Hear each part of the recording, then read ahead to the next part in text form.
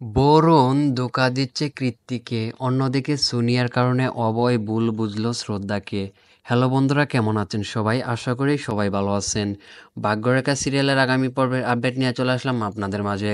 বিস্তারিত জানতে ভিডিওতে একটি লাইক দিয়ে চ্যানেলটি দেখতে থাকুন। আগামী পর্বে আপনারা দেখতে পারবেন, দেখা যায় যে সোনিয়া শ্রদ্ধার ঘরে ঘুমাতে আসলে শ্রদ্ধা ওকে আটকে শ্রদ্ধা সোনিয়াকে বলে, দাঁড়াও। সোনিয়া সোনিয়া শ্রদ্ধাকে বলে, শ্রদ্ধা, আমার না খুব ভয় লাগতেছে জানো শ্রদ্ধা। ওই গুন্ডাদের ভয়ানক চেহারাগুলো আমি কিছুতেই বলতে পারতেছি না।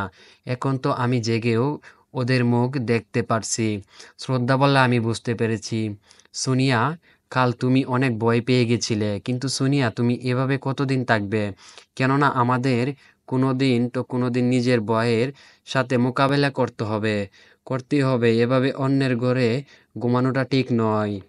তারপর দেখা যায় যে তোমার ভয় কমবে না মনে হয়, এজন্য আমি আরতিকে বলে দিয়েছি তোমার সাথে ঘুমাতে।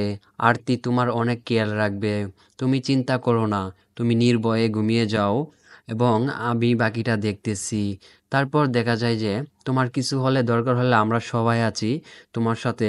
শ্রদ্ধার কথা শুনে সোনিয়া আপসেট হয়ে গেল, আর তখনই শ্রদ্ধার কাছে আসে অভয় শ্রদ্ধাকে বলতে থাকে, শ্রদ্ধা, তুমি এরকমটা করলে কেন?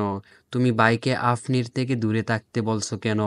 শ্রদ্ধা বলে, না অভয়, আমি সেটা বলতে চাইনি। অভয় রেগে বলে, তোমার বোন তো এই প্রথমবার তামাশা করেছে না, সে আরও একবার করেছিল। শ্রদ্ধা বলে, তাহলে এবার কেন তুমি ওর পাশে আছো? শ্রদ্ধা বলে, অভয়, আমি শুধু ওর বরুণ জিনকে এটা বলেছি যে কিছুদিনের জন্য উনি যাতে আবর্ণী বাড়ি না নিয়ে আসে, সেজন্য। আর এখন যদি কৃতি আবর্ণীর বরুণকে ভুল বুঝে, তাহলে সেটাও খুবই ঝামেলা হয়ে যাবে। ভিডিওটি ভালো লাগলে আমাদের চ্যানেলটি সাবস্ক্রাইব করুন।